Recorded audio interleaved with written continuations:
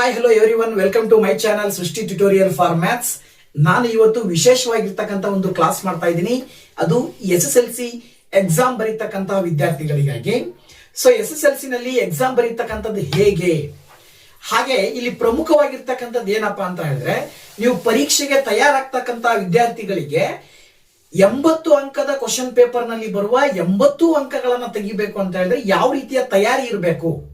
ನೀವು ತಯಾರಿಯನ್ನ ಸುಮ್ನೆ ಯಾವುದೋ ರೀತಿಯಲ್ಲಿ ತಯಾರಿ ಮಾಡ್ಕೊಳ್ಳೋದು ಮುಖ್ಯ ಅಲ್ಲ. ಇಲ್ಲಿ 80 ಅಂಕಗಳನ್ನ ಪೂರ್ಣವಾಗಿ ತೆಗೆದುಕೊಳ್ಬೇಕು ಅಂತ ಹೇಳಿದ್ರೆ ಒಂದು ವ್ಯವಸ್ಥಿತವಾದಂತಹ ತಯಾರಿ ಇರಬೇಕು.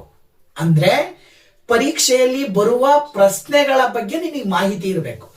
ಯಾವ ರೀತಿಯ ಪ್ರಶ್ನೆಗಳು ಬರ್ತವೆ, ಯಾವ ಪಾಠದಲ್ಲಿ ಪ್ರಶ್ನೆಗಳು ಬರ್ತವೆ, 1 ಅಂಕದ ಪ್ರಶ್ನೆಗಳು ಹೇಗಿರ್ತವೆ, 2 ಅಂಕದ ಪ್ರಶ್ನೆಗಳು, 3 ಮತ್ತು 4 ಹಾಗೆ 5 ಅಂಕದ ಪ್ರಶ್ನೆಗಳು, ಇವೆಲ್ಲವೂ ಕೂಡ ಯಾವ ವಿಧಾನದಲ್ಲಿ ಯಾವ ರೂಪದಲ್ಲಿ ಬರ್ತವೆ, ಈ ರೀತಿನಲ್ಲಿ ಒಂದು ನೀಲ ನಕಾಶೆ ಬ್ಲೂ ಪ್ರಿಂಟಿನ ಬಗ್ಗೆ ಮಾಹಿತಿ ಇರಬೇಕು.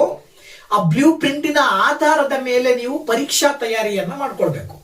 ಈ ರೀತಿ ಮಾಡ್ಕೊಂಡಾಗ ನೀವು ಸುಲಭವಾಗಿ ಗಣಿತದಲ್ಲಿ 80ಕ್ಕೆ 80 ಅಂಕಗಳನ್ನು ತೆಗೆದುಕೊಳ್ಬಹುದು. ಹೀಗೆ ಈ 80ಕ್ಕೆ 80 ಅಂಕಗಳನ್ನು ತೆಗೆದುಕೊಳ್ಳುವುದು ಹೇಗೆ ಅಂತಕ್ಕಂಥದ್ದನ್ನ ಕೆಲವು ವಿಧಾನಗಳನ್ನ ನಾನು ನಿಮ್ ಜೊತೆಗೆ ಹಂಚ್ಕೊಳ್ತಾ ಇದ್ದೀನಿ. ಅಂದ್ರೆ ನನ್ನ ಹತ್ರ ಇರ್ತಕ್ಕಂಥ ಕೆಲವು ಐಡಿಯಾಸ್ ಅನ್ನ ನಿಮ್ ಜೊತೆಗೆ ಎಕ್ಸ್ಚೇಂಜ್ ಮಾಡ್ಕೊಳ್ತೀನಿ. ಈ ಐಡಿಯಾಗಳಿಂದ ನಿಮ್ಗೆ ಏನಾದ್ರೂ ಅನುಕೂಲ ಆಗಬಹುದು. ನೋಡಿ, ಇಲ್ಲಿ ಐಡಿಯಾ ಅಂದ ತಕ್ಷಣ ನನಗೊಂದು ನೆನಪು ಬರುತ್ತೆ. ಏನಪ್ಪಾ ಅಂತ ಹೇಳಿದ್ರೆ, ಜಾರ್ಜ್ ಬರ್ನಾರ್ಡ್ ಶಾ ಅವರು ಒಂದು ಮಾತನ್ನ ಹೇಳ್ತಾರೆ ಐಡಿಯಾಗೆ ಸಂಬಂಧಪಟ್ಟ ಹಾಗೆ. If you have an apple, I have an apple. Okay, if you have an apple, I have an apple, and we exchange these 2 apples, then you and I will still each one apple. But if you have an idea and I have an idea, we exchange these 2 ideas, then each of us will have 2 ideas ಅಂತ ಹೇಳಿ ಯಾರು ಹೇಳ್ತಾರೆ? Bernard Shah ಅವರು ಹೇಳ್ತಾರೆ. ಓಕೆನಾ? ಅದರ ಆಧಾರದ ಮೇಲೆ ನಿಮಗೆ ಪರೀಕ್ಷೆಗೆ ತಯಾರಾಗ್ತಾ ಇದ್ದೀರಾ ಅಂತ ಅಂದಾಗ ನಿಮ್ಮಲ್ಲಿ ಸಾಕಷ್ಟು ಐಡಿಯಾಸ್ ಇರ್ತವೆ. ಅದರ ಜೊತೆಗೆ ನಾನು ಕೆಲವೊಂದು ಐಡಿಯಾಸ್ ಅನ್ನ ನಿಮಗೆ ತಿಳಿಸ್ತೀನಿ. ಆ ಐಡಿಯಾಸ್ ಅನ್ನ ನೀವು ಫಾಲೋ ಮಾಡೋದ್ರಿಂದಾಗಿ ಎಕ್ಸಾಮ್ಗೆ ಅನುಕೂಲ ಆಗ್ತಕ್ಕಂಥದ್ದು ಆಗತ್ತೆ ಅಂತಕ್ಕಂಥದ್ದು ಒಂದು ನನ್ನ ಭಾವನೆ. ಸೊ ದಯವಿಟ್ಟು ವಿಡಿಯೋ ಇಷ್ಟ ಆದ್ರೆ ಲೈಕ್ ಮಾಡಿ, ಶೇರ್ ಮಾಡಿ, ಜೊತೆಗೆ ಕಮೆಂಟ್ ಮಾಡಿ ಅಂತ ಹೇಳ್ತಾ, ಇನ್ನು ಯಾರು ಚಾನಲ್ ಸಬ್ಸ್ಕ್ರೈಬ್ ಮಾಡಿಲ್ವೋ ಚಾನಲ್ ಸಬ್ಸ್ಕ್ರೈಬ್ ಮಾಡಿ. ಸೊ ಬನ್ನಿ, ಪರೀಕ್ಷೆಗೆ ತಯಾರಾಗೋದು ಹೇಗೆ, 80ಕ್ಕೆ 80 ಅಂಕಗಳನ್ನು ತೆಗೆದುಕೊಳ್ಬೇಕು ಅಂದ್ರೆ ನಮ್ಮ ತಯಾರಿ ಯಾವ ರೀತಿ ಇರಬೇಕು ಅನ್ನೋದನ್ನ ನಾನು ಈ ಒಂದು ವಿಡಿಯೋದಲ್ಲಿ ನಿಮಗೆ ತಿಳಿಸ್ತಾ ಇದ್ದೀನಿ. ಓಕೆನಾ? ಈಗ ಮುಂದಿನ ಹಂತ, ಮೊದಲನೇದಾಗಿ ನಾವು ತಿಳ್ಕೊಬೇಕಾಗಿರೋದು ನಮ್ಮ ಮ್ಯಾಥಮೆಟಿಕ್ಸ್ ಅಲ್ಲಿ, SSLC ಮ್ಯಾಥಮೆಟಿಕ್ಸ್ ಅಲ್ಲಿ ಬರ್ತಕ್ಕಂತಹ ಎಲ್ಲಾ ಚಾಪ್ಟರ್ಸ್ ನಲ್ಲಿ ಯಾವ ರೀತಿಯ ಕ್ವಶನ್ಸ್ ರೈಸ್ ಆಗ್ತವೆ ಅಂದ್ರೆ ಪ್ರತಿ ಚಾಪ್ಟರ್ ವೈಸ್ ನಾವು ನೋಡ್ತಾ ಹೋಗೋದಾದ್ರೆ ಪ್ರಮುಖವಾಗಿ ಇಂತಹ ಕ್ವಶನ್ ಬಂದೇ ಬರುತ್ತೆ ಅಂತಕ್ಕಂಥದ್ದನ್ನ ನಾವು ತಿಳ್ಕೊಳ್ಳೋದಾದ್ರೆ ಒಂದೊಂದೇ ಚಾಪ್ಟರ್ ಗಳನ್ನ ನಾವಿಲ್ಲಿ ಅಬ್ಸರ್ವ್ ಮಾಡ್ತಾ ಹೋಗೋಣ. ಸೊ ಮೊದಲನೇ ಚಾಪ್ಟರ್ ಬಂದು ವಾಸ್ತವ ಸಂಖ್ಯೆಗಳು. ಮೊದಲನೇ ಚಾಪ್ಟರ್ ಯಾವುದು? ವಾಸ್ತವ ಸಂಖ್ಯೆಗಳು, ಅಂದ್ರೆ ರಿಯಲ್ ನಂಬರ್ಸ್. ಓಕೆ, ಈ ರಿಯಲ್ ನಂಬರ್ಸ್, ವಾಸ್ತವ ಸಂಖ್ಯೆಗಳಲ್ಲಿ ಎಷ್ಟು ಪ್ರಶ್ನೆಗಳು ಬರ್ತವೆ ಅಂತಕ್ಕಂಥದ್ದನ್ನು ನೋಡೋದಾದ್ರೆ ಇಲ್ಲಿ ನಿಮಗೆ ಪ್ರಮುಖವಾಗಿ ಬರ್ತಕ್ಕಂಥದ್ದು 3 ಕ್ವಶನ್ಸ್ ಬರ್ತವೆ. ರೈಸ್ ಆಗ್ತಕ್ಕಂಥ ಕ್ವಶನ್ಸ್ ನ ಸಂಖ್ಯೆ ವಾಸ್ತವ ಸಂಖ್ಯೆಗಳು ಅಥವಾ ರಿಯಲ್ ನಂಬರ್ಸ್ ಚಾಪ್ಟರ್ ಅಲ್ಲಿ ಕೇವಲ 3. ಆ 3ರಲ್ಲಿ ಒಂದು ಅಂಕದ ಕ್ವಶನ್, ಇನ್ನು ಉಳಿದಿರುವಂತ 2 ಅಂಕದ ಕ್ವಶನ್ ಎರಡೂ ಬರಬಹುದು. ಅಥವಾ ಇನ್ನೊಂದು ಆಪ್ಷನ್ ಏನ್ ಕೊಟ್ಟಿರ್ತಾರೆ, 1 2 ಅಂಕಕ್ಕೆ, ಇನ್ನೊಂದು 3 ಅಂಕಕ್ಕೆ. ಇದು ಸಾಧ್ಯತೆಯನ್ನ ನಾವು ಹೇಳ್ತಾ ಇದ್ದೀವಿ. ಅಂದ್ರೆ 100% ವಾಸ್ತವ ಸಂಖ್ಯೆಗಳು ಚಾಪ್ಟರ್ ಅಲ್ಲಿ 5 ಅಂಕದ ಪ್ರಶ್ನೆಗಳು ಇರ್ತವೆ. ಟೋಟಲ್ ಮಾರ್ಕ್ಸ್ ಎಷ್ಟು? 5. ಅದರಲ್ಲಿ 1 ಅಂಕದ 1 ಕ್ವಶನ್ ಇರುತ್ತೆ. ಇನ್ನು ಉಳಿದಿರ್ತಕ್ಕಂಥ 4 ಅಂಕಕ್ಕೆ 2 ಅಂಕದಲ್ಲೇ 2 ಕ್ವಶನ್ ಕೇಳಬಹುದು. ಅಥವಾ ಬೇರೊಂದು ಪಾಠದ 1 ಮಾರ್ಕ್ಸ್ ನ ಕಡಿಮೆ ಮಾಡಿ ಇದೇ ಚಾಪ್ಟರ್ ನಲ್ಲೇ 6 ಮಾರ್ಕ್ಸ್ ಗೆ 2 ಅಂಕದ 1 ಕ್ವಶನ್, 3 ಅಂಕದ 1 ಕ್ವಶನ್, ಟೋಟಲ್ ಎಷ್ಟಾಯ್ತು? 6 ಅಂಕಗಳಾದವು. ಕ್ವಶನ್ ಮಾತ್ರ 3. ಇದು ನಿಮ್ ತಲೆಯಲ್ಲಿ ಇರಬೇಕು. ಸೊ 3 ಪ್ರಶ್ನೆಗಳನ್ನ ಒಳಗೊಂಡಂತಹ ಕಂಪ್ಲೀಟ್ ಆಗಿ 4, 5 ಅಥವಾ 6 ಅಂಕಗಳನ್ನ ಹೊಂದಿರುತ್ತೆ ಈ ಚಾಪ್ಟರ್. ಓಕೆನಾ? ಅರ್ಥ ಆಯ್ತು ಅನ್ಕೊಂಡಿದ್ದೀನಿ. ಹೇಗ್ ಬರ್ತವೆ, ಯಾವ ರೀತಿ ಕ್ವಶನ್ಸ್ ಬರ್ತವೆ ಅಂತಕ್ಕಂಥದ್ದನ್ನ ನೀವು ನೋಡ್ತಾ ಹೋದ್ರೆ ನೋಡಿ, ಇಲ್ಲಿ ಏನೇನ್ ಕೇಳಬಹುದು ಅನ್ನೋದನ್ನ ಕೆಲವೊಂದು ಮಾದರಿ ಪ್ರಶ್ನೆಗಳು ಈ ನಿಮ್ಮ ಮಾದರಿ ಕ್ವಶನ್ ಪೇಪರ್ ನಲ್ಲಿ ಬರ್ತಕ್ಕಂಥದ್ದು ಮಾಡೆಲ್ ಕ್ವಶನ್ ಪೇಪರ್ ನಲ್ಲಿ ಇರುವುದರ ಆಧಾರದ ಮೇಲೆನೆ ಹೇಳ್ತಾ ಇದ್ದೀನಿ. ಒಂದು ಅಂಕ ಅಥವಾ ಮಲ್ಟಿಪಲ್ ಚಾಯ್ಸ್ಗೆ ಅಲ್ಲಿ ಏನ್ ಮಾಡಿದ್ದಾರೆ, ನಿಮಗೆ ಲಾಸಾ ಮತ್ತು ಮಾಸಾ ಕಂಡುಹಿಡಿಯುವ ಸಂಬಂಧಪಟ್ಟಂತ ಪ್ರಶ್ನೆಗಳು ಬರ್ತವೆ. LCM ಅಂಡ್ HCF ಅಥವಾ LCM ಅವರೇ ಕೊಟ್ಟು HCF ಅವರೇ ಕೊಟ್ಟು ಒಂದು ಟರ್ಮ್ ಅನ್ನು ಅವರೇ ಕೊಟ್ಟು ಅಂದ್ರೆ ಒಂದು ನಂಬರ್ ನ ಕೊಟ್ಟು ಇನ್ನೊಂದು ನಂಬರ್ ಅನ್ನ ಕಂಡುಹಿಡಿಯಿರಿ, ಈ ತರದ ಕ್ವಶನ್ ಬರಬಹುದು.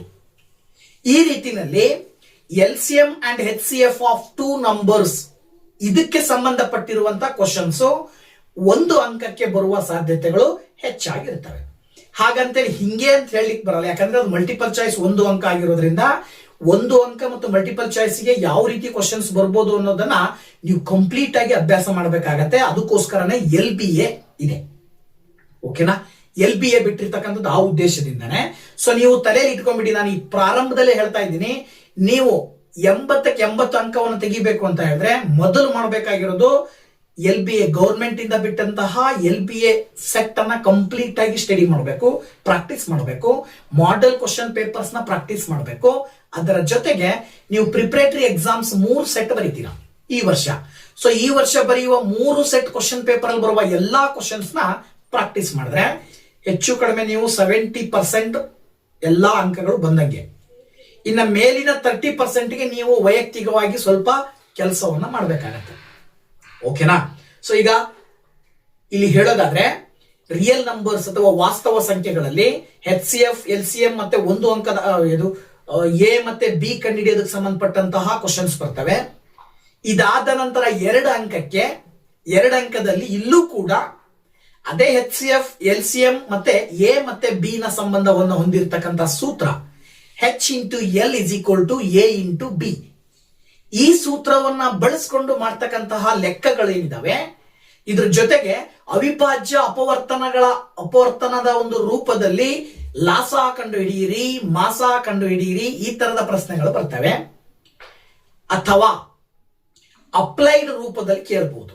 ಹೇಗೆ, ಯಾವುದೋ ಒಂದು ಸನ್ನಿವೇಶವನ್ನು ಕೊಟ್ಟು ಆ ಸನ್ನಿವೇಶದ ಆಧಾರದ ಮೇಲೆ 2 ಸಂಖ್ಯೆಗಳ ಲಾಸಾ ಕಂಡಿಡಿದ ಲಾಸಾನೇ ಕೇಳಿರುವ ಪ್ರಶ್ನೆಗೆ ಉತ್ತರ ಬರೋ ರೀತಿನಲ್ಲಿ ಇರಬಹುದು. ಅಥವಾ ಈ ರೀತಿಯಲ್ಲಿ ಯಾವುದೋ ಒಂದು ಕ್ವಶನ್ ಕೇಳೋ ಸಾಧ್ಯತೆಗಳು ಹೆಚ್ಚಾಗಿ ಇರ್ತವೆ. ಇನ್ನೊಂದು ಆಪ್ಷನ್ ಯಾವ್ದಪ್ಪ ಅಂತ ಹೇಳಿದ್ರೆ, ನಿಮಗೆ ಸಾಮಾನ್ಯವಾಗಿ ಕೊಟ್ಟಿರ್ತಕ್ಕಂಥದ್ದೇನು, ಒಂದು ಅಭಾಗಲಬ್ಧ ಸಂಖ್ಯೆ ಎಂದು ಸಾಧಿಸಿ ಅಂತ ಕೇಳ್ತಾರೆ. √2 ಒಂದು ಅಭಾಗಲಬ್ಧ ಸಂಖ್ಯೆ ಎಂದು ಸಾಧಿಸಿ. ಇದು ಏಕಪದ, ಒಂದೇ ಪದವನ್ನ ಹೊಂದಿರುವಂತಹ ಕರಣಿ. ಒಂದೇ ಪದವನ್ನ ಹೊಂದಿರುವಂತಹ ಕರಣಿಯನ್ನ ಸರ್ಡ್ಸ್ ಅನ್ನ ನಿಮಗೆ ಏನ್ ಮಾಡ್ತಾರೆ, 2 ಅಂಕದಲ್ಲಿ ಕೇಳ್ತಾರೆ. ಪ್ರೂವ್ ದಟ್ ಅಂತ ಹೇಳಿ, prove that √2 is an irrational number, ಈ ರೀತಿ ಕೇಳ್ತಾರೆ. ಅಥವಾ √2 ಒಂದು ಅವಿಭಾಜ್ಯ ಸಂಖ್ಯೆ ಎಂದು ಸಾಧಿಸಿ, ಈ ರೀತಿ ಬರ್ತಕ್ಕಂಥದ್ದು 2 ಅಂಕಕ್ಕೆ ಬರುತ್ತೆ. ಇನ್ನು 3 ಅಂಕಕ್ಕೆ ಬರುವ ಸಾಧ್ಯತೆ ಏನಾದ್ರು ಇರುತ್ತೆ ಅಂತ ಹೇಳಿದ್ರೆ, ಹೆಚ್ಚಾಗಿ 3 ಅಂಕಕ್ಕೆ ಕೇಳಿದ್ರು ಅಂತ ಹೇಳಿದ್ರೆ ಇದೇ ಅಭಾಗಲಬ್ಧ ಸಂಖ್ಯೆ ಎಂದು ಸಾಧಿಸಿ ಅನ್ನೋ ಒಂದು ಕ್ವಶನ್ ಅನ್ನೇ ದ್ವಿಪದಗಳನ್ನ ಕೇಳ್ತಾರೆ. ಹೆಂಗೆ, 3 - √2 ಒಂದು ಅಭಾಗಲಬ್ಧ ಸಂಖ್ಯೆ ಎಂದು ಸಾಧಿಸಿ. 3 - √2 ಈಸ್ ಅನ್ ಇರ್ಯಾಷನಲ್ ಅಂತ ಕೇಳ್ತಾರೆ, ಪ್ರೂವ್ ದಟ್ ಅಂತ ಕೇಳ್ತಾರೆ. ಅಥವಾ ನಾನು ಅವಾಗಲೇ ಹೇಳಿದ ಹಾಗೆ ಅಪ್ಲೈಡ್ ಟೈಪ್ ಕೇಳ್ತಕ್ಕಂಥ ಸಾಧ್ಯತೆ ಇರುತ್ತೆ. ಒಂದು ಕ್ವಶನ್ ಇರುತ್ತೆ, 3 ಅಂಕ ಕೇಳಬಹುದಾದ್ರೆ. ಒಟ್ಟಾರೆಯಾಗಿ ವಾಸ್ತವ ಸಂಖ್ಯೆಗಳಲ್ಲಿ ನೀವು ಕಲಿಬೇಕಾಗಿರೋದು, ಈಗ ನಾನು ಹೇಳಿದ್ನಲ್ಲ, ಇಷ್ಟು ಕಂಟೆಂಟ್ ಅನ್ನ ಪ್ರಾಕ್ಟೀಸ್ ಮಾಡಿದ್ರೆ ಸಾಕು. ಇದ್ರ ಜೊತೆಗೆ ಮಲ್ಟಿಪಲ್ ಚಾಯ್ಸ್ ಅಥವಾ ಒಂದು ಅಂಕಕ್ಕೆ ನೀವು ಪ್ರಮುಖವಾಗಿ ತಿಳ್ಕೊಬೇಕಾಗಿರೋದು ಸ್ಟೇಟ್ಮೆಂಟ್ ರೂಪದ ಕ್ವಶನ್ ಬರೋ ಸಾಧ್ಯತೆ ಇರುತ್ತೆ. ಯಾವುದದು, ಥೇರಮ್ ಕೇಳ್ತಾರೆ, ಪ್ರಮೇಯ. ಯಾವ ಪ್ರಮೇಯ, ಫಂಡಮೆಂಟಲ್ ಥೇರಮ್ ಆಫ್ ಆರ್ಥಮೆಟಿಕ್. ಇದರ ಸ್ಟೇಟ್ಮೆಂಟ್ ಬರೀರಿ ಅಂತ ಕೇಳ್ತಾರೆ. ಈ ಫಂಡಮೆಂಟಲ್ ಥೇರಮ್ ಆಫ್ ಆರ್ಥಮೆಟಿಕ್ ನ ಸ್ಟೇಟ್ಮೆಂಟ್ ಬರೀರಿ ಅಂತ ಕೇಳಿದಾಗ ಇಡೀ ಸ್ಟೇಟ್ಮೆಂಟ್ ನಿಮ್ಮ ತಲೆ ಒಳಗಡೆ ಇರ್ಬೇಕಾಗತ್ತೆ. ಅರ್ಥ ಆಯ್ತಲ್ವಾ? ಇದಾದ ನಂತರದಲ್ಲಿ ಇನ್ನು ಏನ್ ಕೇಳಬಹುದು ಅಂತ ಹೇಳಿದ್ರೆ, ಈ ಪಾಠದಲ್ಲಿ ನಿಮಗೆ ಸಂಖ್ಯೆಗಳನ್ನ ಕೊಟ್ಟು ಆ ಸಂಖ್ಯೆಗಳ ಅವಿಭಾಜ್ಯ ಅಪವರ್ತನಗಳನ್ನ ಬರೆಯಿರಿ ಅಂತಾನು ಕೇಳಬಹುದು. ಇನ್ನೂ ಹೆಚ್ಚಾಗಿ ಕೇಳಬಹುದಾದ್ರೆ ಯಾವ ರೀತಿ ಬರಬಹುದು ಅಂತ ಹೇಳಿದ್ರೆ, ಸಂಖ್ಯೆಯ ಅವಿಭಾಜ್ಯ ಅಪವರ್ತನವನ್ನ ಒಳಗೊಂಡಂತಹ ವೃಕ್ಷವನ್ನ ಬರೆಯಿರಿ, ಈ ರೀತಿನೂ ಕೇಳೋ ಸಾಧ್ಯತೆ ಇರುತ್ತೆ. ಓಕೆನಾ. ಸೊ ಇದು ನೀವು ವಾಸ್ತವ ಸಂಖ್ಯೆಗಳು ಅಥವಾ ರಿಯಲ್ ನಂಬರ್ಸ್ ಚಾಪ್ಟರ್ ಅಲ್ಲಿ ಪ್ರಾಕ್ಟೀಸ್ ಮಾಡಬೇಕಾಗಿರುವಂತಹ ಅಂಶಗಳು. ಇವಿಷ್ಟು ಅಂಶಗಳನ್ನ ನೀವು ಪ್ರಾಕ್ಟೀಸ್ ಮಾಡಿದ್ರೆ ಅಂದ್ರೆ ಇದ್ರ ಮೇಲೆ ಬರುವಂತಹ 5 ಅಥವಾ 6 ಅಂಕದ ಕ್ವಶನ್ಸ್ಗೆ ಸುಲಭವಾಗಿ ಮಾರ್ಕ್ಸ್ ಅನ್ನ ತೆಗಿಬಹುದು. ಓಕೆನಾ. ನೆಕ್ಸ್ಟ್ ಎರಡನೇ ಚಾಪ್ಟರ್ ಬಂದ್ಬಿಟ್ಟು ಬಹುಪದೋಕ್ತಿಗಳು. ಈ ಒಂದು ಬಹುಪದೋಕ್ತಿಗಳು ಅಥವಾ ಪಾಲಿನಾಮಿಯಲ್ಸ್ ಚಾಪ್ಟರ್ ನಲ್ಲೂ ಕೂಡ 5 ಅಂಕದ ಪ್ರಶ್ನೆಗಳು ಬರುವ ಸಾಧ್ಯತೆಗಳು ಹೆಚ್ಚಾಗಿದಾವೆ. 1 ಅಂಕಕ್ಕೆ 2 ಕ್ವಶನ್ ಬರುವ ಸಾಧ್ಯತೆ ಇರುತ್ತೆ. ಅಂದ್ರೆ ಮಲ್ಟಿಪಲ್ ಚಾಯ್ಸ್ ಕ್ವಶನ್ ಅಲ್ಲಿ 1, ಪ್ರಶ್ನೆಗೆ ಉತ್ತರಿಸಿ ಅಂತಕ್ಕಂಥದ್ದು 1. ಗೊತ್ತಾಯ್ತಲ್ವಾ. ಮಲ್ಟಿಪಲ್ ಚಾಯ್ಸ್ ಅಲ್ಲಿ 1 ಅಂಕದ ಪ್ರಶ್ನೆಗಳಲ್ಲಿ 1, ಇದರ ಜೊತೆಗೆ 3 ಅಂಕದ 1 ಕ್ವಶನ್ ಬರೋ ಸಾಧ್ಯತೆ ಇದೆ.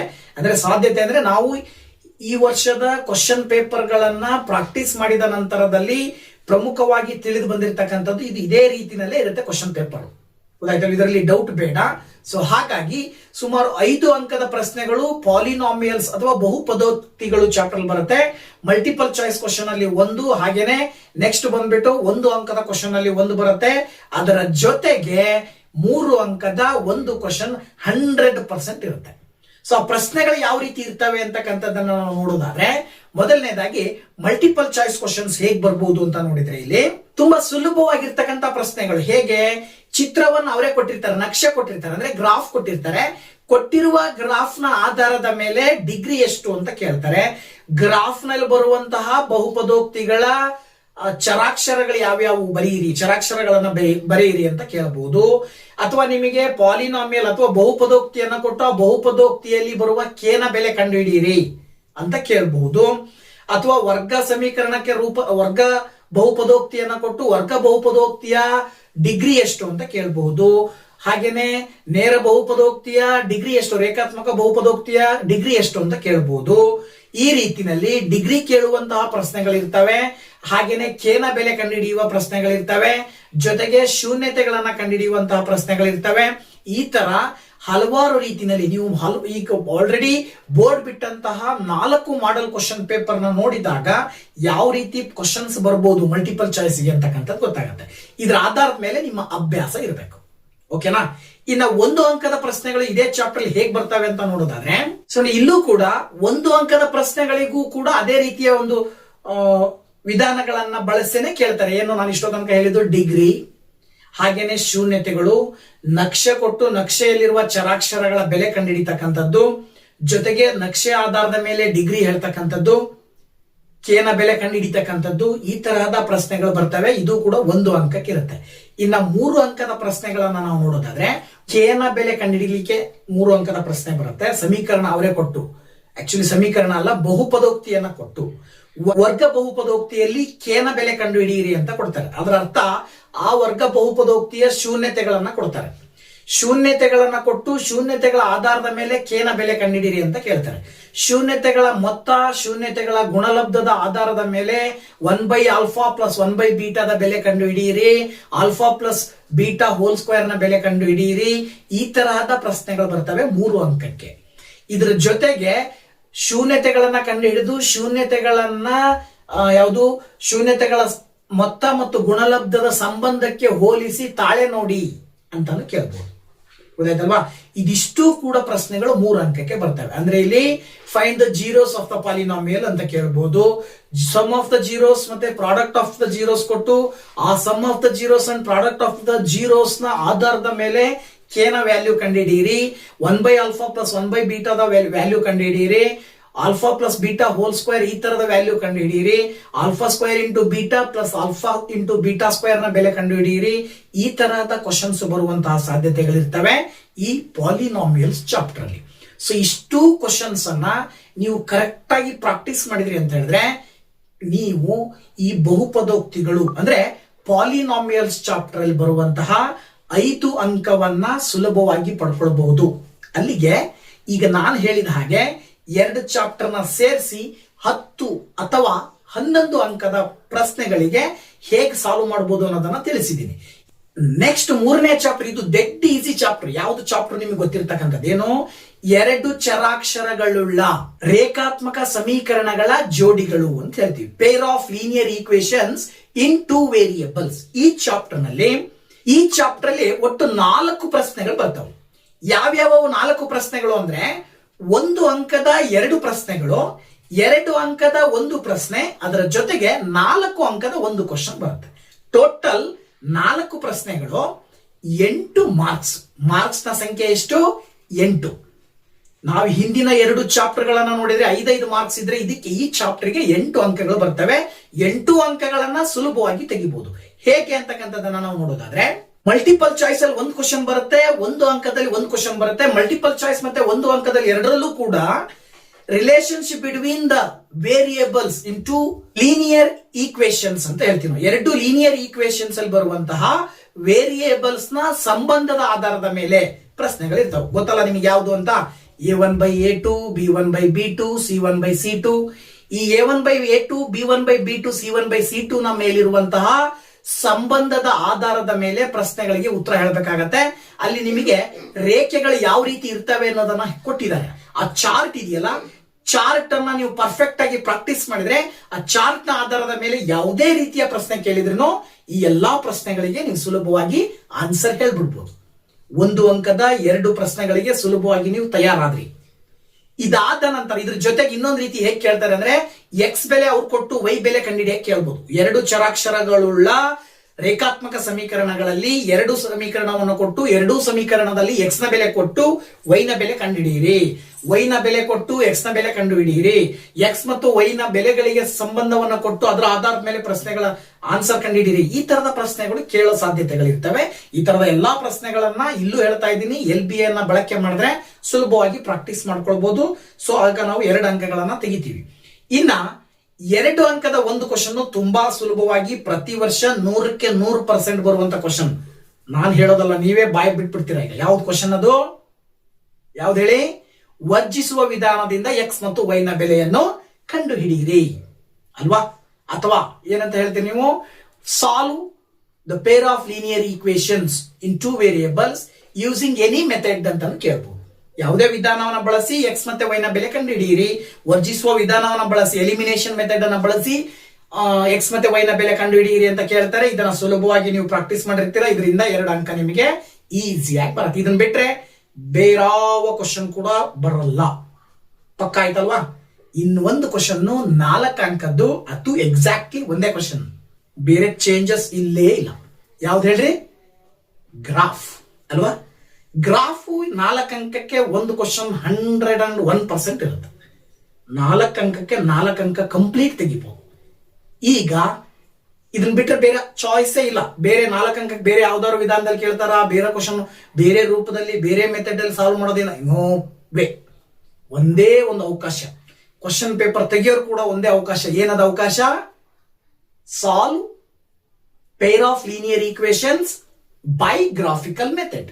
ಇಷ್ಟೇ. Okay, so don't take any tension. ಸುಲಭವಾಗಿ ನೀವು 8 ಅಂಕಗಳನ್ನ ಈ ಚಾಪ್ಟರ್ ನಿಂದ ತೆಗಿಬಹುದು. ಅರ್ಥ ಆಯ್ತಲ್ವಾ?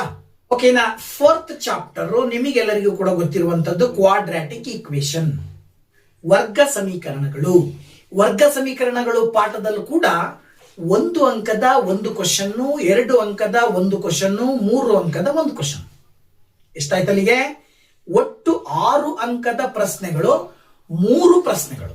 Questions 3, marks 6. ಓಕೆ, ಒಟ್ಟು 6 ಅಂಕವನ್ನ ಈ ಚಾಪ್ಟರ್ ಇಂದ ನೀವು ಸುಲಭವಾಗಿ ಎತ್ಕೊಂಡು ಬಿಡ್ಬೇಕು. ಇಲ್ಲೂ ಕೂಡ ಅಷ್ಟೇ. ಈ ಕ್ವಾಡ್ರಾಟಿಕ್ ಈಕ್ವೇಶನ್ ಅಲ್ಲಿ 1 ಅಂಕದ ಪ್ರಶ್ನೆಗಳು ಹೇಗ್ ಬರ್ತವೆ ಅಂತಕ್ಕಂಥದ್ದನ್ನ ನೋಡೋದಾದ್ರೆ, 4 ಆಪ್ಷನ್ ಕೊಟ್ಟು 4 ಆಪ್ಷನ್ ನಲ್ಲಿ ಸಮೀಕರಣಗಳನ್ನು ಕೊಟ್ಟು ಇದರಲ್ಲಿ ವರ್ಗ ಸಮೀಕರಣ ಯಾವುದು ಅಂತ ಕೇಳ್ಬೋದು. ಒಂದು ಸಮೀಕರಣವನ್ನು ಕೊಟ್ಟು ಈ ಸಮೀಕರಣವನ್ನು ವರ್ಗ ಸಮೀಕರಣದ ಮೂಲ ರೂಪದಲ್ಲಿ ಬರೆದಾಗ ಏನ್ ಬರುತ್ತೆ, ಹಾಗೇನೆ 2 ಸಮೀಕರಣಕ್ಕೆ ಬರುವ 2 ಮೂಲಗಳು ಅಂದ್ರೆ 2 zeros ರೂಟ್ಸ್ ಕೊಟ್ಬಿಟ್ಟು ನೀವು ಏನ್ ಮಾಡಿ ಕ್ವಾಡ್ರಾಟಿಕ್ ಈಕ್ವೇಶನ್ ಫಾರ್ಮ್ ಮಾಡ್ರಿ ಅಂತ ಕೇಳಬಹುದು. ಅಥವಾ ನೀವು ಏನ್ ಮಾಡಬಹುದು, ಇನ್ನೊಂದು ಏನ್ ಕೇಳಬಹುದು ಅಂದ್ರೆ 2 ಈಕ್ವೇಶನ್ 2 ರೂಟ್ಸ್ ಅನ್ನ ಕೊಟ್ಟು ಮತ್ತೆ ಏನ್ ಹೇಳ್ಬೋದು, ಶೋಧಕದ ಸೂತ್ರ ಕಂಡುಹಿಡಿಯಲಿಕ್ಕೆ ಕೇಳಬಹುದು. ಶೋಧಕದ ಸೂತ್ರದ ಆಧಾರದ ಮೇಲೆ ರೂಟ್ಸ್ ಅನ್ನ ಕಂಡುಹಿಡಿಯಲಿಕ್ಕೆ ಕೇಳಬಹುದು, ಮೂಲಗಳನ್ನು ಕಂಡುಹಿಡಿಯಲಿಕ್ಕೆ ಕೇಳಬಹುದು. ಮೂಲಗಳನ್ನ ಕೊಟ್ಟು ಶೋಧಕದ ಬೆಲೆ ಕಂಡುಹಿಡಿಯಿರಿ ಅಂತ ಕೇಳಬಹುದು. ಅಥವಾ ಸಮೀಕರಣವನ್ನು ಕೊಟ್ಟು ಸಮೀಕರಣದಲ್ಲಿ ಬರುವಂತಹ ABC ನ ಬೆಲೆಗಳನ್ನ ಬಳಸಿಕೊಂಡು ಶೋಧಕದ ಬೆಲೆ ಕಂಡುಹಿಡಿಯಲಿಕ್ಕೆ ಕೇಳಬಹುದು. ಈ ತರ ನಿಮಗೆ ಮಾಡೆಲ್ ಕ್ವಶನ್ ಪೇಪರ್, ಅದರ ಜೊತೆಗೆ LBA, ಇದರಲ್ಲಿ ಸಾಕಷ್ಟು ಕ್ವಶನ್ಸ್ ಇದಾವೆ. LBA ಮತ್ತೆ ಮಾಡೆಲ್ ಕ್ವಶನ್ ಪೇಪರ್ ನ ಎಕ್ಸಾಕ್ಟ್ಲಿ ನೀವು ಪರ್ಫೆಕ್ಟ್ ಆಗಿ ಪ್ರಾಕ್ಟೀಸ್ ಮಾಡ್ಕೊಂಡ್ರಿ ಅಂದ್ರೆ ಮಲ್ಟಿಪಲ್ ಚಾಯ್ಸ್ ಅಲ್ಲಾದ್ರೂ ಕೇಳಿ, 1 ಅಂಕದ ಪ್ರಶ್ನೆನಲ್ಲಾದ್ರೂ ಕೇಳಿ, ಸುಲಭವಾಗಿ ನೀವು ಇದಕ್ಕೆ ಆನ್ಸರ್ ಹೇಳ್ಬೋದು. ಒಂದು ಅಂಕದ ಕ್ಲಿಯರ್ ಆಯ್ತಲ್ವಾ? ಇನ್ನ 2 ಅಂಕದ ಕ್ವಶನ್ಸ್ ಹೇಗೆ ಬರ್ತದೆ ಅಂತಕ್ಕಂಥದ್ದನ್ನ ನೋಡೋದಾದ್ರೆ, 2 ಅಂಕದ ಪ್ರಶ್ನೆಗಳು ಶೋಧಕದ ಬೆಲೆಯನ್ನು ಕಂಡು ಹಿಡಿದು ಮೂಲಗಳ ಸ್ವಭಾವವನ್ನು ತಿಳಿಸಿ ಅಂತ ಕೇಳ್ಬೋದು. ಅಂದ್ರೆ find the value of discriminant and also find the nature of roots ಅಂತ ಕೇಳ್ಬೋದು. ಅಥವಾ ಕ್ವಾಡ್ರಾಟಿಕ್ ಈಕ್ವೇಶನ್ ಅನ್ನ ಕೊಟ್ಟು ಇದನ್ನ ಸ್ಟ್ಯಾಂಡರ್ಡ್ ಫಾರ್ಮ್ ಅಲ್ಲಿ ಬರೀರಿ ಅಂತ ಕೇಳ್ಬೋದು. ಅಂದ್ರೆ ಮೂಲ ರೂಪದಲ್ಲಿ ಬರೆಯಿರಿ. ಅಥವಾ ಪ್ರಮುಖವಾಗಿರ್ತಕ್ಕಂಥದ್ದು, ಹೆಚ್ಚಾಗಿ ರಿಪೀಟ್ ಆಗಿರ್ತಕ್ಕಂಥದ್ದು, ವರ್ಗ ಸಮೀಕರಣವನ್ನು ಕೊಟ್ಟು ವರ್ಗ ಸಮೀಕರಣವನ್ನ ಅಪವರ್ತನ ವಿಧಾನದಿಂದ ವರ್ಗ ಸಮೀಕರಣದ ಮೂಲಗಳನ್ನು ಕಂಡುಹಿಡಿಯಿರಿ. ಅಥವಾ ಡೈರೆಕ್ಟ್ ಆಗಿ find the roots of the quadratic equation ಅಂತ ಕೊಟ್ಟು ಈಕ್ವೇಶನ್ ಕೊಡ್ತಾರೆ. ಈ ತರಹದ ಪ್ರಶ್ನೆಗಳು ನೇರವಾಗಿ ಇರ್ತವೆ. ಶೋಧಕದ ಬೆಲೆ ಕಂಡುಹಿಡಿಯಿರಿ, ಜೊತೆಗೆ ಮೂಲಗಳ ಸ್ವಭಾವ ಕಂಡುಹಿಡಿಯಿರಿ, ಅಪವರ್ತನ ವಿಧಾನದಿಂದ ಮೂಲಗಳನ್ನ ಕಂಡುಹಿಡಿಯಿರಿ, ಮೂಲಗಳನ್ನ ಕೊಟ್ಟು ಮೂಲಗಳನ್ನ ಬಳಸಿಕೊಂಡು ಮೂಲಗಳ ಮೊತ್ತ ಮತ್ತು ಮೂಲಗಳ ಗುಣಲಬ್ಧವನ್ನ ಬಳಸಿಕೊಂಡು ವರ್ಗ ಸಮೀಕರಣವನ್ನ ಬರೆಯಿರಿ ಅಂತಾನು ಕೇಳ್ಬೋದು. ಮೊತ್ತ ಮತ್ತು ಮೂಲಗಳ ಮೊತ್ತ ಮತ್ತು ಮೂಲಗಳ ಗುಣಲಬ್ಧದ ಆಧಾರದ ಮೇಲೇನೂ ಕೂಡ ನಿಮಗೆ ಲೆಕ್ಕಗಳನ್ನ ಇಲ್ಲಿ ಕ್ವಾಡ್ರಾಟಿಕ್ ಈಕ್ವೇಶನ್ ಕೇಳೋ ಸಾಧ್ಯತೆಗಳು ಇರ್ತವೆ. ಗೊತ್ತಾಯ್ತಲ್ವಾ? ಇದು 2 ಅಂಕಕ್ಕೆ ಬರುವಂತಹ ಸಾಧ್ಯತೆಗಳು. ಇನ್ನ 3 ಅಂಕದ ಪ್ರಶ್ನೆನಲ್ಲಿ ಯಾವುದೇ ರೀತಿಯ ಯೋಚನೆ ಬೇಡ. ಇದು 100% ಒಂದು ಕ್ವಶನ್ ಅಪ್ಲೈಡ್ ಇರುತ್ತೆ. ಅಂದ್ರೆ ಕ್ವಾಡ್ರಾಟಿಕ್ ಈಕ್ವೇಶನ್ ಚಾಪ್ಟರ್ ನಲ್ಲಿ ವರ್ಡ್ ಪ್ರಾಬ್ಲಮ್ ಅಂದ್ರೆ ಫ್ರಾಕ್ಷನ್ ರೂಪದ ನಾವು ಸಂಖ್ಯೆಗಳನ್ನ ಕಂಡುಹಿಡಿಯಿರಿ ಅಂತ ಕೇಳಬಹುದು. ಭಿನ್ನ ರಾಶಿಯಲ್ಲಿರುವ ನ್ಯೂಮರೇಟರ್ ಮತ್ತೆ ಡಿನಾಮಿನೇಟರ್ ಅಂಶ ಮತ್ತು ಛೇದಗಳಲ್ಲಿರುವ ಸಂಖ್ಯೆಗಳನ್ನ ಕಂಡುಹಿಡಿಯಲಿಕ್ಕೆ ಸ್ಟೇಟ್ಮೆಂಟ್ ರೂಪದಲ್ಲಿ ಕ್ವಶನ್ಸ್ ಇರ್ತವೆ. ಗೊತ್ತಾಯ್ತಲ್ವಾ? ಆ ಒಂದು ಸ್ಟೇಟ್ಮೆಂಟ್ ರೂಪದಲ್ಲಿರುವ ಪ್ರಶ್ನೆಯನ್ನ ಓದ್ಕೊಂಡು ಅದರ ಆಧಾರದ ಮೇಲೆ ಏನ್ ಕೊಟ್ಟಿದ್ದಾರೆ ಬಳಸ್ಕೊಂಡು ನೀವೇನ್ ಮಾಡ್ಬೇಕಾಗತ್ತೆ, ಲೆಕ್ಕ ಮಾಡ್ಬೇಕಾಗತ್ತೆ. ಲಂಬಕೋನ ತ್ರಿಭುಜದ ಕೇಳಬಹುದು. ಲಂಬಕೋನ ತ್ರಿಭುಜದ 3 ಬಾಹುಗಳಲ್ಲಿ 2 ಬಾಹು ಕೊಟ್ಟು 1 ಬಾಹುವಿನ ಬೆಲೆಯನ್ನ ಕಂಡುಹಿಡಿ. ಅಂದ್ರೆ ಪಾದ ಮತ್ತು ಎತ್ತರ, ಬೇಸ್ ಅಂಡ್ ಹೈಟ್ ನ ಆಧಾರದ ಮೇಲೆ ರಿಲೇಷನ್ ಕೊಟ್ಟಿರ್ತಾರೆ. ಅಥವಾ ages, son and daughter age, ಅಥವಾ son and father age, mother and daughter age, mother and son age, ಈ ತರದ ರಿಲೇಶನ್ಶಿಪ್ ಸಂಬಂಧಪಟ್ಟಾಗೆ ಏಜಸ್ ನ ರಿಲೇಷನ್ ಕ್ವಶನ್ಸ್ ಕೇಳಬಹುದು. ಅಥವಾ ಕಾನ್ಸಿಕ್ಯೂಟಿವ್ ನಂಬರ್ಸ್, ಅಕ್ಕಪಕ್ಕದ ಸಂಖ್ಯೆಗಳನ್ನ ಕಂಡುಹಿಡಿಯಲಿಕ್ಕೂ ಕೂಡ ಕೇಳಬಹುದು. ಯಾವ ರೀತಿನಲ್ಲಾದ್ರೂ ಕೇಳಬಹುದು. ಸೊ ಈ ಒಂದು ಕ್ವಶನ್ ಸ್ವಲ್ಪ ಟ್ವಿಸ್ಟ್ ಇರುತ್ತೆ, ಅಂದ್ರೆ ಸ್ವಲ್ಪ ಕಷ್ಟಕರವಾಗಿರುತ್ತೆ. ಹೆಚ್ಚಾಗಿ ಪ್ರಾಕ್ಟೀಸ್ ಮಾಡಬೇಕಾಗತ್ತೆ. ಹೆಚ್ಚಾಗಿ ಅಂತ ಹೇಳಿದ್ರೆ ಹಿಂದಿನ ಎಲ್ಲಾ ವರ್ಷಗಳ ಕ್ವಶನ್ ಪೇಪರ್ ನಲ್ಲಿ ಬರುವ ಎಲ್ಲಾ ಕ್ವಶನ್ಸ್ ಅನ್ನ ಪ್ರಾಕ್ಟೀಸ್ ಮಾಡಿ, LPA ದಲ್ಲಿ ಬರುವಂತಹ ಕ್ವಶನ್ಸ್ ಅನ್ನ ಪ್ರಾಕ್ಟೀಸ್ ಮಾಡಿ, ಮಾಡೆಲ್ ಕ್ವಶನ್ ಪೇಪರ್ ನ ಕ್ವಶನ್ಸ್ ಅನ್ನ ಪ್ರಾಕ್ಟೀಸ್ ಮಾಡಿ, ನೆಕ್ಸ್ಟ್ ಪ್ರಿಪರೇಟರಿ ನಲ್ಲಿ ಬರುವ ಎಲ್ಲಾ ಕ್ವಶನ್ ಪೇಪರ್ ನಲ್ಲಿರುವ ಕ್ವಶನ್ಸ್ ಅನ್ನ ಪ್ರಾಕ್ಟೀಸ್ ಮಾಡಿದ್ರೆ 100% ಅದನ್ನು ಬಿಟ್ಟು ಬೇರೆ ಕ್ವಶನ್ ಕೇಳಲ್ಲ, ನಾನು ಬರ್ಕೊಡ್ತೀನಿ. ಓಕೆ, ಸೊ ಈ ಎಲ್ಲಾ ಕ್ವಶನ್ಸ್ ಅನ್ನ ಪ್ರಾಕ್ಟೀಸ್ ಮಾಡಿ ನೀವು ಇದರಿಂದ 3 ಅಂಕ ತೆಗೆಯಬಹುದು. ಅಲ್ಲಿಗೆ ಈ ಕ್ವಾಡ್ರಾಟಿಕ್ ಈಕ್ವೇಶನ್ ಚಾಪ್ಟರಿನ ಒಟ್ಟು 6 ಅಂಕಗಳನ್ನ ನೀವು ಸುಲಭವಾಗಿ ತೆಗೆದುಕೊಳ್ಳಬಹುದು. ರೈಟ್. ಇನ್ನ ನೆಕ್ಸ್ಟ್ ಚಾಪ್ಟರ್ ಎಲ್ಲರೂ ಅಪೇಕ್ಷಿತವಾಗಿರ್ತಕ್ಕಂತಹ ಹೇಗ್ ಬರ್ಬೋದಪ್ಪ ಕ್ವಶನ್ ಅಂತ ಆಲೋಚನೆ ಮಾಡುವಂತಹ ಚಾಪ್ಟರ್ ಸಮಾಂತರ ಶ್ರೇಣಿ. ಅಂದ್ರೆ ಯಾವುದೋ ಅರ್ಥಮೆಟಿಕ್ ಪ್ರೋಗ್ರೆಷನ್. ಈ ಅರ್ಥಮೆಟಿಕ್ ಪ್ರೋಗ್ರೆಷನ್ ಚಾಪ್ಟರ್ ಅಲ್ಲಿ ಏನಪ್ಪ ಕ್ವಶನ್ಸ್ ಬರ್ತವೆ, ಎಷ್ಟು ಅಂಕದ ಕ್ವಶನ್ಸ್ ಬರ್ತವೆ ನೋಡಿ. ಇಲ್ಲಿ 1 ಅಂಕದ 2 ಕ್ವಶನ್ ಬರ್ತವೆ, 2 ಅಂಕದ 1 ಕ್ವಶನ್ ಬರುತ್ತೆ, 4 ಅಂಕದ 1 ಕ್ವಶನ್. ಇದರಲ್ಲಿ ಯಾವುದೇ ವ್ಯತ್ಯಾಸ ಇಲ್ಲ. ಅಂದ್ರೆ 3 ಅಂಕದಲ್ಲಿ ಅರ್ಥಮೆಟಿಕ್ ಪ್ರೋಗ್ರೆಷನ್ ಚಾಪ್ಟರ್ ಮೇಲೆ ಕ್ವಶನ್ ಬರಲ್ಲ. ಸೊ ನಿಮಗೆ ಗಮನ ಇರಲಿ, ಇದರಲ್ಲಿ ಸುಲಭವಾಗಿ 4 ಅಂಕಗಳನ್ನ ತೆಗಿಬಹುದು. ಇನ್ನ 4 ಅಂಕದ 1 ಕ್ವಶನ್ಗೆ ಸ್ವಲ್ಪ ಕಷ್ಟ ಪಡಬೇಕಾಗತ್ತೆ. ಮಲ್ಟಿಪಲ್ ಚಾಯ್ಸ್ ಅಥವಾ 1 ಅಂಕದಲ್ಲಿ ಎನ್ನನೇ ಪದ ಕಂಡು ಹಿಡಿಯಿರಿ, ಸೂತ್ರ ಬರೆಯಿರಿ, ಈ ತರದ ಹಲವಾರು ಪ್ರಶ್ನೆಗಳು ನಿಮ್ಮ ಮಾಡೆಲ್ ಪೇಪರ್ ನಲ್ಲಿ ನೋಡ್ತೀರಾ, LBA ನಲ್ಲಿ ನೋಡ್ತೀರಾ. ಜೊತೆಗೆ ಹಿಂದಿನ ಕ್ವಶನ್ ಪೇಪರ್ಸ್ ಗಳನ್ನ, ಪ್ರಿಪರೇಟರಿ ಕ್ವಶನ್ ಪೇಪರ್ಸ್ ಗಳನ್ನ ನೀವು ಪ್ರಾಕ್ಟೀಸ್ ಮಾಡಿದ್ರೆ ಆ ಎಲ್ಲಾ ಕ್ವಶನ್ಸ್ ಗಳ ಆಧಾರದ ಮೇಲೆನೆ 1 ಅಂಕಕ್ಕೆ 1 ಕ್ವಶನ್, ಮಲ್ಟಿಪಲ್ ಚಾಯ್ಸ್ 1 ಕ್ವಶನ್ ಇರುತ್ತೆ. ಇನ್ನ 2 ಅಂಕದ ಕ್ವಶನ್ ಇದು ಕೂಡ ಮಾಡೆಲ್ ಪೇಪರ್ ನಲ್ಲಿ ನೋಡ್ತಾ ಹೋದಾಗ ನೀವು ಎನ್ನ ಬೆಲೆ ಕಂಡು ಹಿಡಿಯೋದಿರ್ಬೋದು, ಎನ್ನನೇ ಪದ ಕಂಡು ಹಿಡಿಯೋದಿರ್ಬೋದು, ಅಥವಾ ಎನ್ ಪದಗಳ ಮೊತ್ತ ಕಂಡು ಹಿಡಿಯೋದಿರ್ಬೋದು. ಇವೆಲ್ಲವೂ ಸೂತ್ರಗಳನ್ನ ಬಳಸ್ಕೊಂಡು, ಅಂದ್ರೆ 2 ಅಂಕಿಯ ಒಟ್ಟು ಸಂಖ್ಯೆಗಳು ಎಷ್ಟು, 3 ಅಂಕಿಯ ಒಟ್ಟು ಸಂಖ್ಯೆಗಳು ಎಷ್ಟು, 3 ಅಂಕಿಯ ಸಂಖ್ಯೆಗಳಲ್ಲಿ 3ರಿಂದ ಭಾಗವಾಗುವ ಸಂಖ್ಯೆಗಳು ಎಷ್ಟು, 2 ಅಂಕಿಯ ಸಂಖ್ಯೆಗಳಲ್ಲಿ 3ರಿಂದ ಭಾಗವಾಗುವ ಸಂಖ್ಯೆಗಳೆಷ್ಟು, ಈ ಮಾಡೆಲ್ ನಲ್ಲಿ ಕ್ವಶನ್ಸ್ ಬರ್ತವೆ. ಓಕೆನಾ? ಈ ಎಲ್ಲಾ ರೀತಿಯ ಕ್ವಶನ್ಸ್ ಅನ್ನ ನೀವು AN ಫಾರ್ಮುಲಾ, SN ಫಾರ್ಮುಲಾ ಇವುಗಳನ್ನ ಬಳಸ್ಕೊಂಡು ಪ್ರಾಕ್ಟೀಸ್ ಮಾಡ್ತೀರಾ. ಇದರ ಆಧಾರದ ಮೇಲೆ ಆನ್ಸರ್ ಕೂಡ ಹೇಳ್ಬಹುದು. 2 ಅಂಕ ಸುಲಭವಾಗಿ ತೆಗಿಬಹುದು. ಇನ್ನ 4 ಅಂಕದ ಕ್ವಶನ್, ಇದು ಕೂಡ ನಾನು ಆವಾಗಲೇ ಹೇಳಿದ ಹಾಗೆ ಅಪ್ಲೈಡ್ ಕ್ವಶನ್. ಸೊ ನಿಮಗೆ ತಲೆ ಒಳಗಡೆ ಇರಲಿ, 80 ಅಂಕದ ಕ್ವಶನ್ ಪೇಪರ್ ನಲ್ಲಿ 16ರಿಂದ 20 ಮಾರ್ಕ್ಸ್ಗೆ ಅಪ್ಲೈಡ್ ಕ್ವಶನ್ಸ್ ಇರ್ತವೆ. ಸೊ ಅದರ ಆಧಾರದ ಮೇಲೆ ನಾವು ನೋಡ್ತಾ ಬಂದ್ರೆ ಫಸ್ಟ್ ರಿಯಲ್ ನಂಬರ್ ಚಾಪ್ಟರ್ ಒಂದು ಅಪ್ಲೈಡ್ ಕ್ವಶನ್ ಇರುತ್ತೆ ಅಂತ ಹೇಳಿದೆ. ಅದಾದ ನಂತರದಲ್ಲಿ ಯಾವುದು ಕ್ವಾಡ್ರಾಟಿಕ್ ಈಕ್ವೇಶನ್ ಚಾಪ್ಟರ್ ಒಂದು ಅಪ್ಲೈಡ್ ಕ್ವಶನ್ ಇರುತ್ತೆ. Peer of linear equation chapter ಒಂದು ಅಪ್ಲೈಡ್ ಕ್ವಶನ್ ಇರುತ್ತೆ. ಈಗ ಬಂದು ಅರ್ಥಮೆಟಿಕ್ ಪ್ರೋಗ್ರೆಷನ್ ಅಂದ್ರೆ ಸಮಾಂತರ ಶ್ರೇಣಿಗಳು ಚಾಪ್ಟರ್ ಅಲ್ಲಿ ಕೂಡ ಒಂದು ಅಪ್ಲೈಡ್ ಕ್ವಶನ್ ಇರುತ್ತೆ. ಅದು 4 ಅಂಕದ್ದು. ಅಪ್ಲೈಡ್ ಅಂತ ಹೇಳಿದ್ರೆ ಅವರು ಒಂದು ಸನ್ನಿವೇಶವನ್ನ ಕೊಟ್ಟಿರ್ತಾರೆ ಅಷ್ಟೇ. ಆ ಸನ್ನಿವೇಶಕ್ಕೆ ಸಂಬಂಧಪಟ್ಟಾಗೆ ನೀವು ಮೊದಲನೇ ಪದ, 2ನೇ ಪದ, 3ನೇ ಪದ ಅಥವಾ N ಪದಗಳೆಷ್ಟು ಅಥವಾ ಮೊತ್ತ ಎಷ್ಟು, Nನೇ ಪದ ಎಷ್ಟು, ಇದರ ಆಧಾರದ ಮೇಲೆ ಪ್ರಶ್ನೆಗಳು ಇರ್ತವೆ. ಸೊ ಏನ್ ಕಂಡಿಡಿಯ ಕೇಳಿದ್ದಾರೆ ಅನ್ನೋದನ್ನ ಕ್ವಶನ್ ಅನ್ನ ಕ್ಲೀನ್ ಆಗಿ ಒಂದ್ 2-3 ಸರಿ ನೀವು ಅಭ್ಯಾಸ ಮಾಡಿದ್ರಿ ಅಂದ್ರೆ ರೀಕಾಲ್ ಮಾಡಿದ್ರಿ ಅಂದ್ರೆ ನಿಮಗೆ ಸುಲಭವಾಗಿ ಗೊತ್ತಾಗ್ಬಿಡುತ್ತೆ ಗಿವನ್ ಏನೇನ್ ಕೊಟ್ಟಿದ್ದಾರೆ, ಕಂಡು ಹಿಡಿಬೇಕಾಗಿರೋದು ಏನು. ಇದನ್ನ ಕ್ಲಿಯರ್ ಆಗಿ ನೀವು ಅರ್ಥ ಮಾಡ್ಕೊಂಡ್ರಿ ಅಂದ್ರೆ ಇದಕ್ಕೆ 4 ಅಂಕ ಸುಲಭವಾಗಿ ತೆಗಿಬಹುದು. ಓಕೆ, ಇದರಲ್ಲಿ ನೀವು 4 ಅಂಕ ತೆಗಿದ್ರಿ ಅಂತ ಹೇಳಿದ್ರೆ 100% ನಾನು ಬರ್ಕೊಡ್ತೀನಿ, ನಿಮಗೆ 80ಕ್ಕೆ 80 ಮಾರ್ಕ್ಸ್ ಎಕ್ಸಾಕ್ಟ್ಲಿ ಬರುತ್ತೆ. ಓಕೆನಾ? ಸೊ ಇದ್ರ ಕಡೆ ಹೆಚ್ಚಿನ ಗಮನ ಕೊಡ್ರಿ. ಇದಕ್ಕೂ ಕೂಡ previous years question paper, model question paper, LBA ಮತ್ತೆ ಮುಂದೆ ಬರುವ ನಿಮ್ಮ ಪ್ರಿಪರೇಟರಿ ಕ್ವಶನ್ ಪೇಪರ್ಸ್, ಎಲ್ಲಾ ಕ್ವಶನ್ ಪೇಪರ್ಸ್ ನಲ್ಲೂ ಈ ಚಾಪ್ಟರ್ ಅಲ್ಲಿ 4 ಅಂಕದ ಕ್ವಶನ್ಸ್ ಯಾವ್ಯಾವ ಬರ್ತವೆ ಎಲ್ಲಾ ಕ್ವಶನ್ಸ್ ಅನ್ನ ಪ್ರಾಕ್ಟೀಸ್ ಮಾಡ್ರಿ. ಪರ್ಫೆಕ್ಟ್ ಆಗ್ರಿ.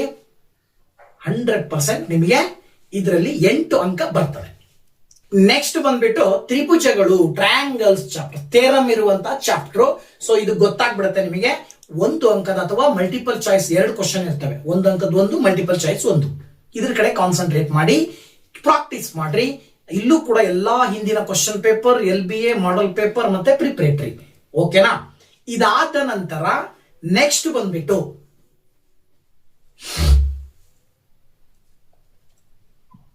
3 ಅಂಕದ ಒಂದು ಕ್ವಶನ್ ಥೇರಮ್ಮಿಗೆ ರಿಲೇಟೆಡ್ ಆಗಿ ಅಂದ್ರೆ ಪ್ರಮೇಯಗಳನ್ನ ಆಧಾರವಾಗಿಟ್ಟುಕೊಂಡು ಸಮಸ್ಯೆಯನ್ನ ಬಿಡಿಸುವಂತದ್ದು ಒಂದು ಕೊಟ್ಟಿರ್ತಾರೆ. ಪ್ರಮೇಯವನ್ನ ಬಳಸಿಕೊಂಡು ಸಮಸ್ಯೆಯನ್ನ ಬಿಡಿಸ್ಲಿಕ್ಕೆ ಹಲವಾರು ಪ್ರಶ್ನೆಗಳು ನಿಮ್ಮ ಮಾಡೆಲ್ ಕ್ವಶನ್ ಪೇಪರ್, ಹಿಂದಿನ ಪೇಪರ್ಗಳಲ್ಲಿ ಇದಾವೆ. ಆ ಎಲ್ಲಾ ಕ್ವಶನ್ಸ್ ಅನ್ನ ನೀವು ಪ್ರಾಕ್ಟೀಸ್ ಮಾಡಿ 100% ಆ ಕ್ವಶನ್ಸ್ ಗಳಿಗೆ ನೀವು ಆನ್ಸರ್ ಬರೀಬಹುದು. ಇದಕ್ಕಿಂತ ಮುಂಚೆ 4 ಅಂಕದ ಪ್ರಮೇಯ ಒಂದಿರುತ್ತೆ. 4 ಪ್ರಮೇಯಗಳು ಬರ್ತವೆ. ಆ 4 ಪ್ರಮೇಯಗಳು ಯಾವ್ಯಾವು ಅಂತಕ್ಕಂಥದ್ದು ನಿಮಗೆ ಗೊತ್ತಿದೆ. ಆ ಪ್ರಮೇಯಗಳನ್ನ ಈ ಒಂದು ಪಾಠದಲ್ಲಿ ಪ್ರಮೇಯಗಳು ಯಾವ್ಯಾವ ಬರ್ತವೆ ಆ ಪ್ರಮೇಯಗಳನ್ನ ನೀವು ಪ್ರಾಕ್ಟೀಸ್ ಮಾಡಿದ್ದೇ ಆದ್ರೆ 4 ಅಂಕ ಸುಲಭವಾಗಿ ಬರುತ್ತೆ. ಈ ಪ್ರಮೇಯಗಳನ್ನ ಆಧಾರವಾಗಿ ಇಟ್ಟುಕೊಂಡೆ 3 ಅಂಕದ ಒಂದು ಕ್ವಶನ್ ಇರುತ್ತೆ. ಅದನ್ನು ಕೂಡ ನೀವು ಬಿಡಿಸಬಹುದು ಯಾವಾಗ ಪ್ರಮೇಯಗಳನ್ನ ಪರ್ಫೆಕ್ಟ್ ಆಗಿ ಕಲ್ತಿದ್ರೆ. ಓಕೆ, ಸೊ ಈ ಪ್ರಮೇಯಗಳನ್ನ ಪರ್ಫೆಕ್ಟ್ ಆಗಿ ಕಲಿಯೋದ್ರ ಮುಖಾಂತರವಾಗಿ ನೀವು ಈ ಪ್ರಶ್ನೆಗಳಿಗೆ ಆನ್ಸರ್ನ ಬರೀತೀರಾ. ಇದರಿಂದಾಗಿ ನಿಮಗೆ ಎಷ್ಟಾಯ್ತು? 1 ಅಂಕದ 2 ಕ್ವಶನ್ ಅಂದ್ರೆ 2 ಅಂಕ, 3 ಅಂಕದ ಒಂದು ಕ್ವಶನ್ ಅಂತ ಹೇಳಿದ್ರೆ 5 ಅಂಕ, 4 ಅಂಕದ ಒಂದು ಕ್ವಶನ್ ಅಂದ್ರೆ 9 ಅಂಕ. 100% ಟ್ರಯಾಂಗಲ್ ಚಾಪ್ಟರ್ ಅಲ್ಲಿ 9 ಅಂಕದ ಪ್ರಶ್ನೆಗಳು ಬರ್ತವೆ. ಈ 9 ಅಂಕದ ಪ್ರಶ್ನೆಗಳಿಗೆ ಉತ್ತರವನ್ನು ನೀವು ಹೇಳಬೇಕು ಅಂತಂದ್ರೆ ನೀವು ಮಾಡಬೇಕಾಗಿರೋದು ಥೇರಮ್. ಈ ಚಾಪ್ಟರ್ ಅಲ್ಲಿ ನೀವು ಏನು ಕಲಿಯೋದು ಬೇಕಾಗಿಲ್ಲ. ಥೇರಮ್ ಪರ್ಫೆಕ್ಟ್ ಆಗಿ ಕಲೀರಿ. ಥೇರಮ್ ರಿಲೇಟೆಡ್ ಆಗಿ ಎಲ್ಲಾ ಕ್ವಶನ್ಸ್ ಇರ್ತವೆ. So 9 marks fix. Understand? Next chapter 7th chapter ಬಂದ್ಬಿಟ್ಟು ಕೋಆರ್ಡಿನೇಟ್ ಜಿಯೋಮೆಟ್ರಿ. ಏನು ಕೋಆರ್ಡಿನೇಟ್ ಜಿಯೋಮೆಟ್ರಿ ಅನ್ನೋ ಚಾಪ್ಟರ್ ಇದೆಯಲ್ಲ, ನಿರ್ದೇಶಾಂಕ ರೇಖಾಗಣಿತ, distance formula, section formula, mid point formula. ಈ ಫಾರ್ಮುಲಾದ ಆಧಾರದ ಮೇಲೆ ಪ್ರಾಬ್ಲಮ್ಸ್ ಅನ್ನ ಸಾಲ್ವ್ ಮಾಡ್ಲಿಕ್ಕೆ ಇಲ್ಲಿ 3 ಕ್ವಶನ್ ಬರ್ತವೆ. 1 ಮಾರ್ಕ್ಸ್ ಇಂದ 1, 2 ಮಾರ್ಕ್ಸ್ ಇಂದ 1, 3 ಮಾರ್ಕ್ಸ್ ಇಂದ 1. Very easy. ಪಾಯಿಂಟ್ಸ್ ಮತ್ತೆ ಕೋಆರ್ಡಿನೇಟ್ಸ್ ಸಂಬಂಧಪಟ್ಟಿದ್ದು, ಎಕ್ಸ್ ಅಂಡ್ ವೈ ನ ಕೋಆರ್ಡಿನೇಟ್ಸ್ ಸಂಬಂಧಪಟ್ಟಿದ್ದು, ಕಾರ್ಟೇಶಿಯನ್ ಸಿಸ್ಟಮ್ ಸಂಬಂಧಪಟ್ಟಿದ್ದು. ಅರ್ಥ ಆಗ್ತಿದೆಯಲ್ವಾ? ಇದಕ್ಕೆ ಸಂಬಂಧಪಟ್ಟಂತೆ ಕ್ವಶನ್ಸ್ ಬರ್ತವೆ. ಡಿಸ್ಟೆನ್ಸ್ ಫಾರ್ಮುಲಾ ಕಂಡುಹಿಡಿಯಕ್ಕೆ ಕೇಳಬಹುದು 1 ಅಂಕಕ್ಕೆ, ಸೆಕ್ಷನ್ ಫಾರ್ಮುಲಾ ಬರೆಯಕ್ಕೆ ಕೇಳಬಹುದು, ಮಿಡ್ ಪಾಯಿಂಟ್ ಫಾರ್ಮುಲಾ ಕೇಳಬಹುದು, ಒಂದು ಪಾಯಿಂಟ್ ಕೊಟ್ಟು ಇನ್ನೊಂದು ಪಾಯಿಂಟ್ ಒರಿಜಿನ್ ಕೊಟ್ಟು ಇದರ ಡಿಸ್ಟೆನ್ಸ್ ಕಂಡುಹಿಡಿಯಿರಿ ಅಂತ ಕೇಳಬಹುದು. ಮಿಡ್ ಪಾಯಿಂಟ್ ಫಾರ್ಮುಲಾದಲ್ಲಿ 2 ಪಾಯಿಂಟ್ ಕೊಟ್ಟು ಇನ್ನು ಆ ಕಡೆ ಎರಡು ಪಾಯಿಂಟ್ ಕೊಟ್ಟು ಮಧ್ಯದ ಮಿಡ್ ಪಾಯಿಂಟ್ ಕಂಡುಹಿಡಿಯಿರಿ ಅಂತ ಕೇಳಬಹುದು. ಸೆಕ್ಷನ್ ಫಾರ್ಮುಲಾದಲ್ಲಿ ರೇಷಿಯೋ ಕಂಡುಹಿಡಿಯಕ್ಕೆ ಕೇಳಬಹುದು. ಈ ತರದ 1 ಅಂಕದ ಪ್ರಶ್ನೆಗಳು ಬಂದ್ರೆ, ಇನ್ನ 2 ಅಂಕದ ಪ್ರಶ್ನೆಗಳನ್ನ ನೀವು ನೋಡ್ತಾ ಹೋದ್ರೆ ಡಿಸ್ಟೆನ್ಸ್ ಫಾರ್ಮುಲಾ ಬಳಸಿ ಲೆಕ್ಕ ಮಾಡ್ಲಿಕ್ಕೆ ಬರುತ್ತೆ. ಸೆಕ್ಷನ್ ಫಾರ್ಮುಲಾದ ಮೇಲೂ ಕೂಡ ಕ್ವಶನ್ ಇರುತ್ತೆ. ಮಿಡ್ ಪಾಯಿಂಟ್ ಫಾರ್ಮುಲಾದ ಮೇಲೆ, ಈ 3 ಫಾರ್ಮುಲಾದ ಆಧಾರದ ಮೇಲೆ ಐದರ್ 2 ಮಾರ್ಕ್ಸ್ ಆರ್ 3 ಮಾರ್ಕ್ಸ್ ಎರಡಕ್ಕೂ ಕೇಳ್ತಾರೆ. ಒಂದು ಕ್ವಶನ್ 2 ಅಂಕಕ್ಕೆ, ಇನ್ನೊಂದು ಕ್ವಶನ್ 3 ಅಂಕಕ್ಕೆ. ಡಿಸ್ಟೆನ್ಸ್ ಫಾರ್ಮುಲಾದ ಮೇಲೆ 2 ಅಂಕ ಕೇಳಿದ್ರೆ ಸೆಕ್ಷನ್ ಫಾರ್ಮುಲಾದ ಮೇಲೆ 3 ಅಂಕಕ್ಕೆ, ಸೆಕ್ಷನ್ ಫಾರ್ಮುಲಾದ ಮೇಲೆ 2 ಅಂಕ ಕೇಳಿದ್ರೆ ಡಿಸ್ಟೆನ್ಸ್ ಫಾರ್ಮುಲಾದ ಮೇಲೆ 3 ಅಂಕಕ್ಕೆ. ಮಧ್ಯದಲ್ಲಿ ಮಿಡ್ ಪಾಯಿಂಟ್ ಫಾರ್ಮುಲಾದ್ದು ಕತೆ ಅದೇ. ಅಂಡರ್ಸ್ಟ್ಯಾಂಡ್? ಈ 3 ಫಾರ್ಮುಲಾನ ಪ್ರಾಕ್ಟೀಸ್ ಮಾಡಿ. ಈ 3 ಫಾರ್ಮುಲಾ ಜೊತೆಗೆ ಕಾರ್ಟೇಶಿಯನ್ ಸಿಸ್ಟಮ್ ಎಕ್ಸಾಕ್ಟ್ ಆಗಿ ಅರ್ಥ ಮಾಡ್ಕೊಳ್ಳಿ. ನೀವು ಸುಲಭವಾಗಿ ಇದರಲ್ಲಿ ಬರುವ 6 ಅಂಕಗಳನ್ನ ಸುಲಭವಾಗಿ ತೆಗಿಬಹುದು. ಓಕೆನಾ? ಈ ಒಂದು ವಿಡಿಯೋದಲ್ಲಿ ಮ್ಯಾಥಮೆಟಿಕ್ಸ್ ಪಾರ್ಟ್ 1 ನಲ್ಲಿ ಬರುವಂತ 7 ಚಾಪ್ಟರ್, ಆ 7 ಚಾಪ್ಟರ್ ನಲ್ಲಿ ಯಾವ್ಯಾವ ಚಾಪ್ಟರ್ ಎಷ್ಟೆಷ್ಟು ಕ್ವಶನ್ಸ್ ಇರ್ತವೆ, ಎಷ್ಟು ಅಂಕದ ಕ್ವಶನ್ಸ್ ಬರ್ತವೆ, ಯಾವ ಟೈಪ್ ಆಫ್ ಕ್ವಶನ್ಸ್ ಬರ್ತವೆ ಅನ್ನೋದನ್ನ ನನಗೆ ತಿಳಿದಷ್ಟು ನಿಮಗೆ ಹೇಳಿದ್ದೀನಿ. ಮುಂದಿನ ಪಾರ್ಟಿನ ಕ್ವಶನ್ಸ್ ಹೇಗ್ ಬರ್ತವೆ ಅನ್ನೋದನ್ನ ನೆಕ್ಸ್ಟ್ ವಿಡಿಯೋದಲ್ಲಿ ತಿಳಿಸ್ಕೊಡ್ತೀನಿ. ಸೊ ಈ ವಿಡಿಯೋ ಇಷ್ಟ ಆದ್ರೆ ಲೈಕ್ ಮಾಡಿ, ಶೇರ್ ಮಾಡಿ, ಕಮೆಂಟ್ ಮಾಡಿ ಅಂತ ಹೇಳ್ತಾ, once again thank you very much. Bye bye.